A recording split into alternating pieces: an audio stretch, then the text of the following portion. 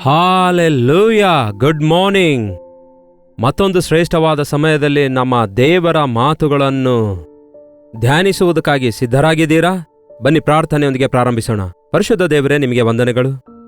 ಪ್ರಾರ್ಥನೆಯೇ ನಮ್ಮ ಜೀವಿತವಾಗಿದೆ, ಪ್ರಾರ್ಥನೆಯೇ ನಮ್ಮ ಉಸಿರಾಗಿದೆ. ಪ್ರಾರ್ಥನೆಯಿಂದಲೇ ಪ್ರತಿಯೊಂದು ಕಾರ್ಯವನ್ನು ಪ್ರಾರಂಭಿಸುವುದಕ್ಕೂ ಮುಗಿಸುವುದಕ್ಕೂ ಪರಿಶುದ್ಧಾತ್ಮನ ಶಕ್ತಿಯನ್ನು ನಮಗೆ ದಯಪಾಲಿಸಿರೆಂದು ಕ್ರಿಸ್ತನ ನಾಮದಲ್ಲಿ ಬೇಡುತ್ತೇನೆ ತಂದೆಯೇ, ಆಮೇನ್. ಪ್ರಾರ್ಥನೆ ಪ್ರಿಯರೇ, ಪ್ರಾರ್ಥನೆ. ಬಹಳಷ್ಟು ಜನರಿಗೆ ಪ್ರಾರ್ಥನೆ ಅಂದ ಕೂಡಲೇ ನಿದ್ರೆ ಬರುತ್ತೆ. ಇನ್ನು ಕೆಲವರು ಪ್ರಾರ್ಥನೆ ಸಮಯ ಅಂದ ಕೂಡಲೇ ಬೋರ್ ಆಗುತ್ತೆ ಅನ್ನುತ್ತಾರೆ. ಪ್ರಾರ್ಥನೆ ಸಮಯದಲ್ಲಿ ಕೂತ್ಕೊಂಡ್ರೆ ನನಗೆ ಒಂಥರ ಚಂಚಲತನ ಇದೆ ಅನ್ನುತ್ತಾ ಇರ್ತಾರೆ. ಕಾರಣ ಏನು ಗೊತ್ತಾ ಪ್ರಿಯರೇ? ಪ್ರಾರ್ಥನೆ ಅಂದರೆ ದೇವರನ್ನು ನಮ್ಮ ಮಧ್ಯ ಆಹ್ವಾನಿಸುವಂಥದ್ದಾಗಿದೆ ಮತ್ತು ದೇವರೊಂದಿಗೆ ನಾವು ಸಹವಾಸ ಮಾಡಿ ಸಂಭಾಷಿಸುವಂಥದ್ದಾಗಿದೆ. ಇದೇನು ಆಚಾರದ ಪ್ರಾರ್ಥನೆ, ಮಾತಿನ ಪ್ರಾರ್ಥನೆ, ಇದರ ಬಗ್ಗೆ ನಾನು ಮಾತಾಡ್ತಾ ಇಲ್ಲ. ಆದರೆ ನಿಜವಾದಂತಹ ಪ್ರಾರ್ಥನೆ ಎನ್ನುವಂಥದ್ದು ದೇವರ ಸನ್ನಿಧಿಯಲ್ಲಿ ಐಕ್ಯಗೊಂಡು ಆತನಲ್ಲಿ ಲೀನವಾಗುವಂಥದ್ದೇ ಆಗಿದೆ. ಅದಕ್ಕೆ ಬಹಳಷ್ಟು ಜನರಿಗೆ ಪ್ರಾರ್ಥನೆ ಅಂದರೆ ಮನಸ್ಸು ಸರಿಯಾಗಿಲ್ಲದಿರುವಾಗ, ಹೃದಯ ಸರಿಯಾಗಿಲ್ಲದಿರುವಾಗ, ರಕ್ಷಣೆಯ ಅನುಭವ ಇಲ್ಲದಿರುವಾಗ ಆ ಪ್ರಾರ್ಥನೆಯಲ್ಲಿನ ಆ ಅನುಭವ ಅವರು ಹೊಂದಲಾರರು. ನೀವು ಮಾನಸಾಂತರ ಹೊಂದಿದ್ದೀರಾ? ಯಾವಾಗ ನೀವು ರಕ್ಷಿಸಲ್ಪಟ್ಟಿದ್ದೀರೋ ನೀವು ದೇವರ ಮಕ್ಕಳಾಗಿದ್ದೀರಿ. ಅದೇ ಪ್ರಿಯರೇ, ನಾವು ಈ ಲೋಕವೆಲ್ಲ ಮೋಸಗೊಳಿಸುವಂತಹ ಸೈತಾನನ ಕೈಯಿಂದ ವಂಚಿಸಲ್ಪಟ್ಟಾಗ ಯೇಸುವೇ ನಿಜವಾದ ರಕ್ಷಕನು, ಆ ಯೇಸುವೇ ನನಗಾಗಿ ರಕ್ತ ಸುರಿಸಿದಾರೆಂದು ನಂಬಿ, ಪ್ರಭುವೇ ನಿಮ್ಮ ವಿಮೋಚನೆ, ನಿಮ್ಮ ರಕ್ಷಣೆ ನನಗೆ ದಯಪಾಲಿಸಿರಿ ಎಂದು ಹೀಗೆ ನಾವು ನಮ್ಮ ಜೀವಿತ ನಮ್ಮ ಯೇಸುವಿಗೆ ಅರ್ಪಿಸಿಕೊಟ್ಟ ನಂತರ ನಾವು ಲೋಕದೊಳಗಿಂದ ದೇವರ ಬಳಿಗೆ ಬಂದೆವು, ಕತ್ತಲೆಯೊಳಗಿಂದ ಬೆಳಕಿಗೆ ಬಂದೆವು, ಪಾಪದೊಳಗಿಂದ ಪರಿಶುದ್ಧವಾದ ಜೀವಿತ ಜೀವಿಸುವುದಕ್ಕೆ ಮುಂದೆ ಬಂದೆವು. ಸೈತಾನನ ಉರುಳಿನೊಳಗಿಂದ, ಸೈತಾನನ ರಾಜ್ಯದೊಳಗಿಂದ, ಸೈತಾನನ ಬಂಧನದೊಳಗಿಂದ, ಅವನ ಅಧೀನದೊಳಗಿಂದ ನಾವು ಬಿಡುಗಡೆಯನ್ನು ಹೊಂದಿ ಯೇಸುವಿಗೆ ಮಕ್ಕಳಾದೆವು, ಯೇಸುವಿನ ಸನ್ನಿಧಿಗೆ ಸೇರಿದೆವು. ಹಾಗಾಗಿ ಯಾವತ್ತೂ ಕೂಡ ಸೈತಾನನು ನಮ್ಮ ಮೇಲೆ ದಾಳಿ ಮಾಡಬೇಕೆಂದು, ಮತ್ತೆ ನಮ್ಮನ್ನು ಸೆಳೆದುಕೊಳ್ಳಬೇಕೆಂದು, ನಮ್ಮನ್ನು ಬೀಳಿಸಬೇಕೆಂದು, ನಮ್ಮನ್ನು ಸೆಳೆಯಬೇಕೆಂದು ತನ್ನ ಪ್ರಯತ್ನ ಅವನು ಮಾಡುತ್ತಲೇ ಇರ್ತಾನೆ. ಅದಕ್ಕೆ ಕ್ರೈಸ್ತಿಯ ಜೀವಿತ ಎನ್ನುವಂಥದ್ದು ಒಂದು ಹೋರಾಟ ಆಗಿದೆ. ಇನ್ನೂ ನಾವು ಶರೀರದಲ್ಲಿಯೇ ಇದ್ದೇವಲ್ಲವೇ? ಇಹಲೋಕಾಧಿಪತಿಯಾಗಿರುವ ಸೈತಾನನಿರುವ ಲೋಕದಲ್ಲಿಯೇ ಇದ್ದೇವಲ್ಲವೇ? ಹಳೆ ಆದಾಮನ ಸ್ವಭಾವವುಳ್ಳಂತಹ ಶರೀರದಲ್ಲಿಯೇ ಇದ್ದೇವಲ್ಲವೇ? ಹಾಗಾಗಿ ಈ ಲೋಕ ಆಕರ್ಷಿಸುತ್ತಾ ಇರುತ್ತೆ, ಸೈತಾನನು ಮೋಸಗೊಳಿಸುತ್ತಾ ಇರ್ತಾನೆ, ಶರೀರ ಸೆಳೆಯುತ್ತಾ ಇರುತ್ತೆ. ಇದೆಲ್ಲವನ್ನು ನಾವು ಜಯಿಸಬೇಕಾದರೆ ಆಧ್ಯಾತ್ಮಿಕವಾದ ಶಕ್ತಿ ನಮಗೆ ಬೇಕು. ಈ ಆಧ್ಯಾತ್ಮಿಕವಾದ ಶಕ್ತಿಗೆ ಮೂಲ ಆಧಾರವೇ, ಮೂಲ ಕಾರಣವೇ ಪ್ರಾರ್ಥನೆಯಾಗಿದೆ. ದೇವರೊಂದಿಗೆ ಕನೆಕ್ಟ್ ಆಗುವಾಗ ನೀವು ಶಕ್ತಿವಂತರಾಗುತ್ತೀರಿ, ನೀವು ಜ್ಞಾನವಂತರಾಗುತ್ತೀರಿ, ನೀವು ಆಧ್ಯಾತ್ಮಿಕ ವಿವೇಚನೆಯುಳ್ಳವರಾಗಿರುತ್ತೀರಿ, ಸೈತಾನನ ತಂತ್ರಗಳನ್ನೆಲ್ಲ ಗುರುತಿಸುವವರಾಗಿರುತ್ತೀರಿ, ಲೋಕದ ಕಡೆಗೆ ಆಕರ್ಷಿಸಲಾರದೆ ದೇವರನ್ನೇ ಅಪ್ಪಿಕೊಂಡವರಾಗಿ ಇರುತ್ತೀರಿ. ಅದಕ್ಕಾಗಿಯೇ ಎಫೆಸದವರಿಗೆ ಬರೆದ ಪತ್ರಿಕೆಯಲ್ಲಿ ನಾವು 6ನೇ ಅಧ್ಯಾಯ 10ನೇ ವಚನ ಹೇಳುತ್ತೆ, ನೀವು ಕರ್ತನನ್ನು ಆತನ ಅತ್ಯಧಿಕವಾದ ಶಕ್ತಿಯನ್ನು ಆಶ್ರಯಿಸಿಕೊಂಡವರಾಗಿ ಬಲಗೊಳ್ಳಿರಿ. ಅಂದರೆ ಯೇಸುವಿನ ಮಹಾಶಕ್ತಿಯ ಮೇರೆಗೆ ಆತನ ಬಲವನ್ನು, ಆತನಲ್ಲಿ ಬಲಗೊಳ್ಳಿರಿ ಅಂದರೆ ಆತನ ಬಲವನ್ನು ಹೊಂದಿಕೊಳ್ಳಿರಿ ಎಂದರ್ಥ. ಆತನ ಬಲ ನಾವು ಹೊಂದಿಕೊಳ್ಳಲು ಬೇಕಾದದ್ದೇ ಮೊಳಕಾಲೂರಿ ಮಾಡುವ ಪ್ರಾರ್ಥನೆ, ನಂಬಿಕೆಯ ಪ್ರಾರ್ಥನೆ.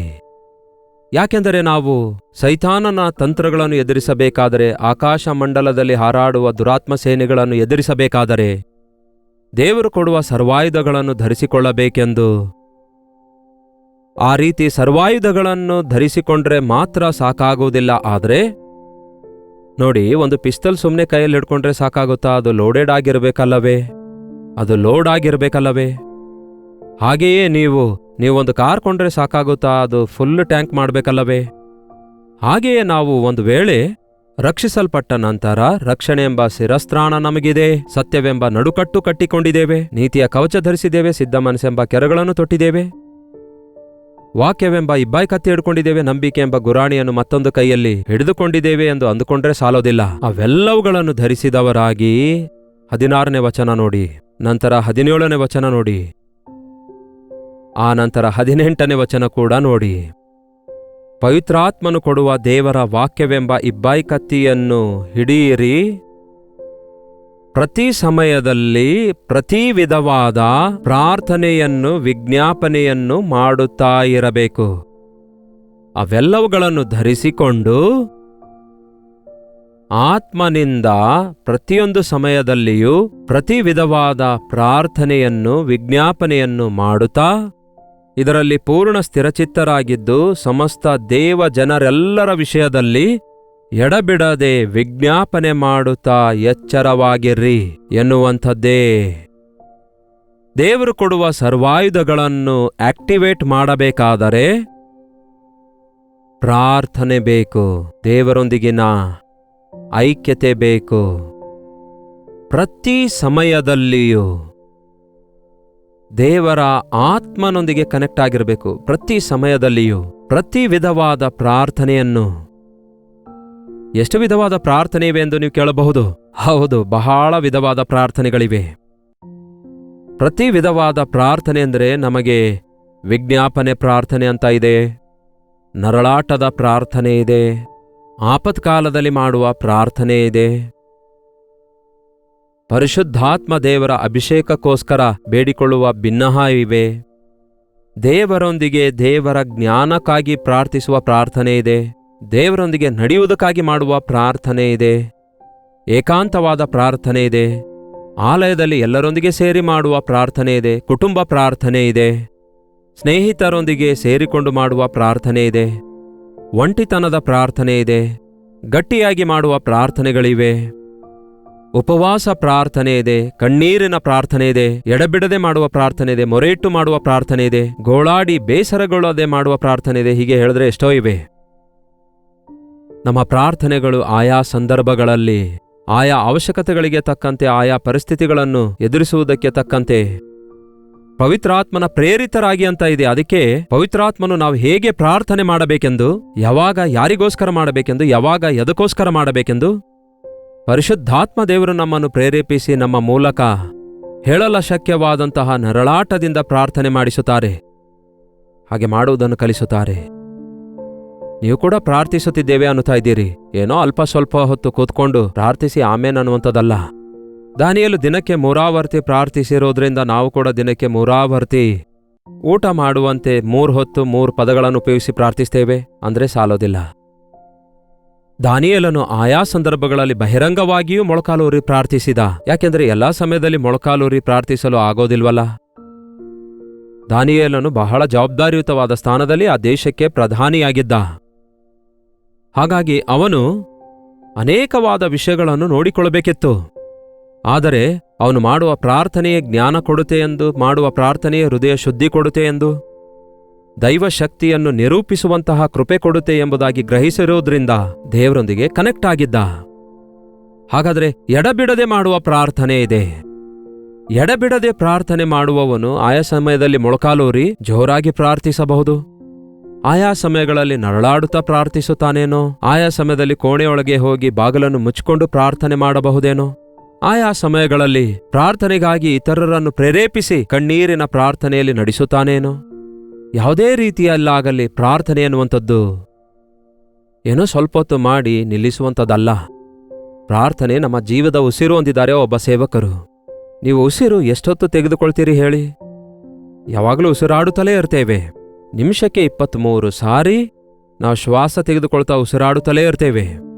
ಅದಕ್ಕೆ ಎಡಬಿಡದೆ ಮಾಡುವ ಪ್ರಾರ್ಥನೆ ಅಂದರೆ ಹೇಗೆ ನಾವು ಉಸಿರಾಡುತ್ತಾ ಇರುತ್ತೇವೋ ಆ ರೀತಿಯಾಗಿ ನಮ್ಮ ನರಳಾಟ, ನಮ್ಮ ವಿಜ್ಞಾಪನೆ ದೇವರ ಸನ್ನಿಧಿಗೆ ಹೋಗಬೇಕು. ಆತನ ಉತ್ತರಗಳು ಮತ್ತು ಆತನು ಕೊಡುವ ಸಮಾಧಾನ, ಆತನು ಕೊಡುವಂತಹ ಪ್ರತ್ಯುತ್ತರ, ಆತನು ಮಾಡುವ ಕಾರ್ಯವನ್ನು ನಾವು ನೋಡುವಂಥದ್ದು ಕ್ರೈಸ್ತಿಯ ಜೀವಿತ ಆಗಿದೆ.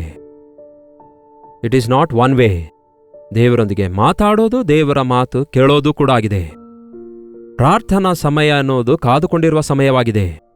ಪ್ರಾರ್ಥನೆಯ ಸಮಯ ಎನ್ನುವಂಥದ್ದು ನಾವು ರೂಪಾಂತರ ಹೊಂದುವ ಸಮಯವಾಗಿದೆ. ಪ್ರಾರ್ಥನೆಯ ಸಮಯದಲ್ಲಿ ನಮ್ಮ ಹೃದಯಗಳು ಮಾರ್ಪಡುವಂತಹ, ಇಲ್ಲವೇ ಮಾರ್ಪಡುವಿಕೆಯಾಗುವಂತಹ ಸಮಯವಾಗಿದೆ.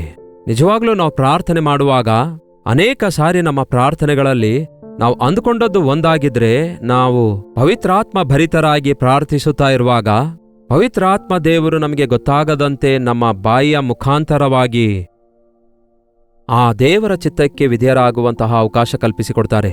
ಒಂದು ಸಾರಿ ಆಲೋಚಿಸಿ ನೋಡಿ, ನಿಮ್ಮ ಜೀವಿತದಲ್ಲಿ ನೀವು ರಕ್ಷಿಸಲ್ಪಟ್ಟ ನಂತರವೂ ಸಹ ನಾವು ಸೋತು ಹೋಗ್ತಿದ್ದೇವೆ, ನಾವು ಕುಗ್ಗಿ ಹೋಗುತ್ತಿದ್ದೇವೆ, ಇಲ್ಲವೇ ಎಡವಿ ಬೀಳುತ್ತಿದ್ದೇವೆ, ಇಲ್ಲವೇ ಬಿದ್ದು ಹೋಗ್ತಿದ್ದೇವೆ, ಇಲ್ಲವೇ ಶೋಧನೆಗೆ ಒಳಗಾಗ್ತಿದ್ದೇವೆ ಎಂದು ಈ ದಿನ ಬಹಳಷ್ಟು ಜನ ವಿಶ್ವಾಸಿಗಳೇ ಹೇಳುವುದನ್ನು ನೋಡ್ತೇವಲ್ಲವೇ? ಸ್ವಲ್ಪ ಕಾಲ ಚೆನ್ನಾಗಿ ಸ್ಥಿರವಾಗಿ ನಿಂತು ಆನಂತರ ಎಡವಿ ಬಿದ್ದವರನ್ನು ನೋಡ್ತೇವೆ. ಇದಕ್ಕೆ ಕಾರಣವೇನೆಂದರೆ, ನೀವು ಹೊಂದಿಕೊಂಡಿರುವ ರಕ್ಷಣೆಯಲ್ಲಿ ಮುಂದೆ ಸಾಗಲಾರದಂತೆ ಪ್ರತಿಯೊಂದು ವಿಧಾನದಲ್ಲಿಯೂ ಪ್ರತಿ ಸಮಯದಲ್ಲಿಯೂ ಪ್ರತಿಯೊಂದು ವಿಧವಾದ ಪ್ರಾರ್ಥನೆ ವಿಜ್ಞಾಪನೆಯನ್ನು ಮಾಡುತ್ತಾ ಸಮಸ್ತ ಪರಿಶುದ್ಧ ದೇವ ಜನರಿಗೋಸ್ಕರ ಪೂರ್ಣ ಸ್ಥಿರಚಿತ್ತರಾಗಿದ್ದು ವಿಜ್ಞಾಪನೆ ಮಾಡಬೇಕಂತೆ. ಸಮಸ್ತ ಪರಿಶುದ್ಧ ದೇವ ಜನರೆಲ್ಲರಿಗಾಗಿ ಪ್ರಾರ್ಥಿಸಬೇಕು, ನಿಮ್ಮೊಬ್ಬರಿಗೋಸ್ಕರವಲ್ಲ. ಉದಾಹರಣೆಗೆ ನಿಮ್ಮ ಮನೆಯಲ್ಲಿರುವವರನ್ನು ನೋಡಿರಿ. ನೀವೊಬ್ಬರೇ ರಕ್ಷಣೆ ಹೊಂದಿ ನೀವೊಬ್ಬರೇ ಪ್ರಾರ್ಥನೆ ಮಾಡಿಕೊಳ್ತಾ ಇದ್ದೀರಿ. ನಿಮ್ಮ ಮನೆಯಲ್ಲಿ ಉಳಿದವರೆಲ್ಲ ರಕ್ಷಣೆ ಹೊಂದಿಲ್ಲ ಅಂದ್ಕೊಳ್ಳಿ. ಅವರು ಪ್ರಾರ್ಥನೆ ಮಾಡಲು ಕೂಡ ಬಿಡಲ್ಲ. ಹಾಗಾದರೆ ನೀವು ನಂಬಿಕೆಯನ್ನು ಅಂಥ ಕುಟುಂಬದಲ್ಲಿ ಹೇಗೆ ಕಾಪಾಡಿಕೊಳ್ಳಲು ಸಾಧ್ಯ? ನಿಮ್ಮ ಹೆಂಡತಿ ನಿಮ್ಮೊಂದಿಗೆ ಐಕ್ಯವಾಗಿರದಿದ್ದರೆ ನೀವೇನು ಸಾಧಿಸಲಿಕ್ಕಾಗುತ್ತೆ ಪ್ರಿಯರೇ? ನಿಮ್ಮ ಮಕ್ಕಳು ನಿಮಗೆ ಅನುಕೂಲವಾಗಿ ನಿಮ್ಮ ಒಂದು ನಡೆಸುವಿಕೆಯ ಅಧೀನತೆಯಲ್ಲಿರದಿದ್ದರೆ ಏನ್ ಪ್ರಯೋಜನ ಹೇಳಿ?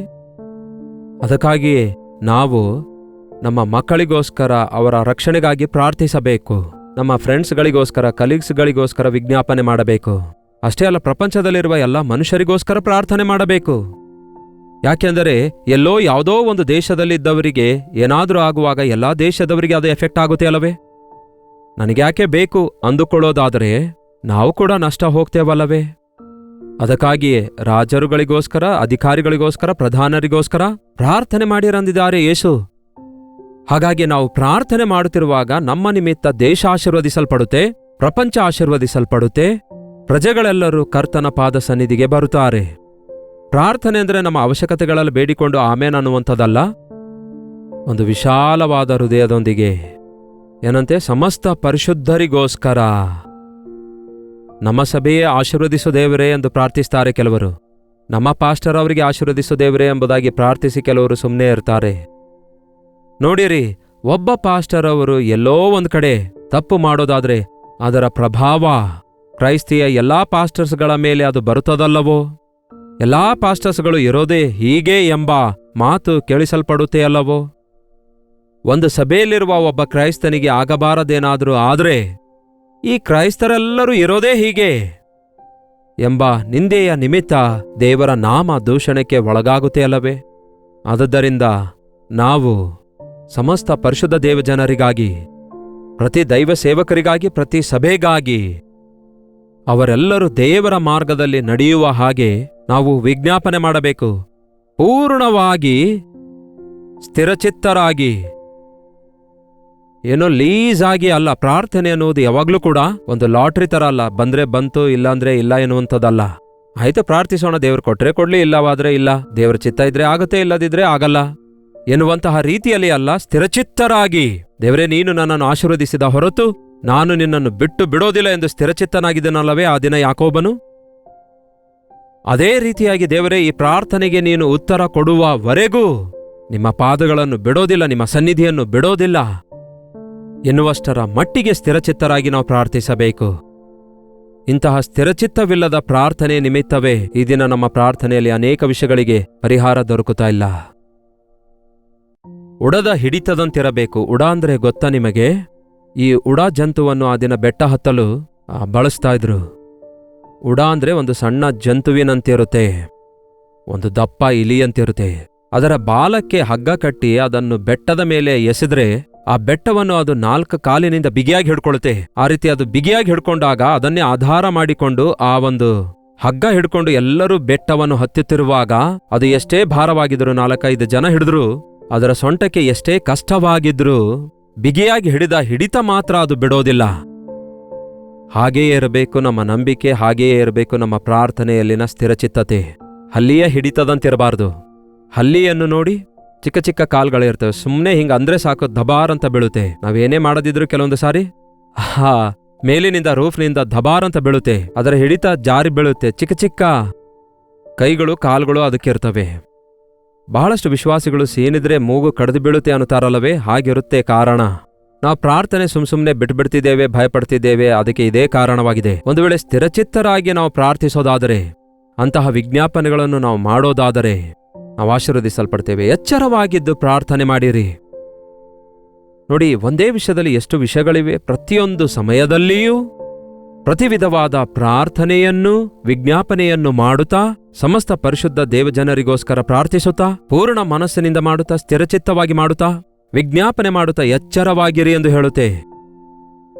ಎಚ್ಚರವಾಗಿದ್ದು ಪ್ರಾರ್ಥನೆ ಮಾಡಿರಿ ಅನ್ನುವುದಂದ್ರೆ ನಾವು ಏನ್ ಮಾಡ್ತಿದ್ದೇವೆ ಪ್ರಾರ್ಥನೆಯಲ್ಲಿ, ಎದಕ್ಕೋಸ್ಕರ ಮಾಡಬೇಕು, ಯಾವಾಗ ಮಾಡಬೇಕು ಎನ್ನುವಂಥದ್ದು ಅರಿತುಕೊಂಡಿರ್ತೇವೆ. ಯೇಸು ಹೇಳಿದ್ದಾರೆ, ನೀವು ಶೋಧನೆಗೆ ಒಳಗಾಗದಂತೆ ಎಚ್ಚರವಾಗಿದ್ದು ಪ್ರಾರ್ಥನೆ ಮಾಡಿರಿ ಅಂದಿದ್ದಾರೆ. ನಾವೆಲ್ಲರೂ ಆಧ್ಯಾತ್ಮಿಕ ಜೀವಿತದಲ್ಲಿ ಅಭಿವೃದ್ಧಿಯಾಗುವ ಹಾಗೆ, ಪರಿಶುದ್ಧಾತ್ಮನ ಕಾರ್ಯಗಳು ಪ್ರಪಂಚದಲ್ಲೆಲ್ಲ ಜರುಗುವ ಹಾಗೆ, ಇಂದಿನಿಂದ ಕರ್ತನ ಸನ್ನಿಧಿಯಲ್ಲಿ ಪ್ರತಿ ವಿಧವಾದ ಪ್ರಾರ್ಥನೆಗಳನ್ನು ಮಾಡುತ್ತಾ ಎಚ್ಚರವಾಗಿ ಇರೋಣ. ಬನ್ನಿ ಪ್ರಾರ್ಥಿಸೋಣ. ಪರಿಶುದ್ಧ ದೇವರೇ, ಪ್ರೀತಿಯುಳ್ಳ ತಂದೆಯೇ, ನಿಮ್ಮ ಮಕ್ಕಳೆಂದು ಹೇಳಿಕೊಳ್ಳುವ ನಾವು ನಿಮ್ಮೊಂದಿಗೆ ಸಹವಾಸವುಳ್ಳವರಾಗಿ, ನಿಮ್ಮೊಂದಿಗೆ ಸಂಬಂಧವುಳ್ಳವರಾಗಿ, ಮೇಲಿಂದ ಮೇಲೆ ನಿಮ್ಮ ಸನ್ನಿಧಿಯಲ್ಲಿ ವಿಜ್ಞಾಪನೆಗಳನ್ನು ತಿಳಿಯಪಡಿಸುತ್ತಾ ವಿಜ್ಞಾಪನೆ ಮಾಡುವವರಾಗಿ, ಆಧ್ಯಾತ್ಮಿಕ ಜೀವಿತದಲ್ಲಿ ಪತನವಾಗಿ ಜಾರಿ ಬೀಳುವವರಾಗಿರದೆ, ಆಧ್ಯಾತ್ಮಿಕವಾದ ಬಲವನ್ನು ಹೊಂದಿಕೊಂಡವರಾಗಿ ನಂಬಿಕೆಯಲ್ಲಿ ಮುಂದೆ ಸಾಗುವ ಹಾಗೆ, ಈ ಅಂತ್ಯ ದಿನಗಳಲ್ಲಿ ದೇವರೇ, ನಿಮ್ಮ ಮಕ್ಕಳಾದ ನಮಗೆ ಪ್ರಾರ್ಥನೆ ಜೀವಿತ ದಯಪಾಲಿಸಿರೆಂದು ಪ್ರಾರ್ಥಿಸುವುದನ್ನು ಕಲಿಸಿರೆಂದು, ಪ್ರಾರ್ಥನಾತ್ಮ ಸುರಿಯ ಮಾಡಿರೆಂದು, ಪೂರ್ಣ ಮನಸ್ಸಿನಿಂದ ನಿಮಗೆ ಬೇಡಿಕೊಂಡು ಅದ್ಭುತ ಕಾರ್ಯಗಳನ್ನು ನೋಡುವ ಹಾಗೆ ನಮಗೆ ಸಹಾಯ ಮಾಡಿರೆಂದು ಕ್ರಿಸ್ತನ ನಾಮದಲ್ಲಿ ಬೇಡುತ್ತೇವೆ ತಂದೆಯೇ, ಆಮೇನ್. ತಂದೆಯಾದ ದೇವರ ಪ್ರೀತಿಯೂ, ಮಗನಾಗಿರುವ ಕ್ರಿಸ್ತನ ಕೃಪೆಯೂ, ಆದರಣೆಕರ್ತನಾದ ಪವಿತ್ರಾತ್ಮನ ಸಹವಾಸವು ಕೂಡಿ ಬಂದಿರುವ ನಮ್ಮೆಲ್ಲರ ಸಂಗಡ ಇಂದಿಗೂ ಸದಾಕಾಲಕ್ಕೂ ನೆಲೆಯಾಗಿರಲಿ. ಆಮೇನ್. ದೇವರಿಗೆ ಸ್ತೋತ್ರ. 8939731313 ನಂಬರ್ಗೆ ನಿಮ್ಮ ಪ್ರಾರ್ಥನಾ ಮನವಿಗಳನ್ನು, ನಿಮ್ಮ ಪ್ರೈಸ್ ರಿಪೋರ್ಟ್ಸ್ಗಳನ್ನು ಮೇಲಿಂದ ಮೇಲೆ ವಾಟ್ಸಪ್ ಕಳಿಸಿರಿ. ಹಾಗೆಯೇ ಇತರ ದೇಶದಿಂದ ನೀವು ವೀಕ್ಷಿಸುವುದಾದರೆ ಇದೇ ನಂಬರಿಗೆ ನಿಮ್ಮ ಪ್ರಾರ್ಥನಾ ಮನವಿಗಳನ್ನು ವಾಟ್ಸಪ್ ಮೂಲಕ ಕಳಿಸಿಕೊಡಿರಿ. ಟೆಕ್ಸ್ಟ್ ಇಲ್ಲವೇ ವಾಯ್ಸ್ ಮೆಸೇಜ್ ಮೂಲಕ ವಾಟ್ಸಪ್ ಮಾಡಿರಿ. ಫೋನ್ ಮಾಡಬೇಡಿರಿ, ಎತ್ತಿಲ್ಲ ಎಂದು ಬಾಧೆ ಪಡಬೇಡಿ. Doctor Jayapal Kannada YouTube channel ಅನ್ನು ಸಬ್ಸ್ಕ್ರೈಬ್ ಮಾಡಿಕೊಳ್ಳಿರಿ. ಶೇರ್ ಮಾಡಿ. ನಿಮ್ಮ ಹೆಸರು ಊರು ಕಾಮೆಂಟ್ ಸೆಕ್ಷನ್ನಲ್ಲಿ ಬಂದು ಟೈಪ್ ಮಾಡುವುದನ್ನು ಮರೆಯಬೇಡಿ. ಮತ್ತೆ ದೇವರ ಚಿತ್ತವಿರುವುದಾದರೆ ನಾಳೆ ಇದೇ ಸಮಯದಲ್ಲಿ ಇದೇ ಅನುದಿನದ ಧ್ಯಾನದಲ್ಲಿ ಭೇಟಿಯಾಗೋಣ. ಅಲ್ಲಿವರೆಗೂ ದೇವರ ಮಹಾಕೃಪೆ ನಿಮ್ಮೆಲ್ಲರೊಂದಿಗಿರಲಿ.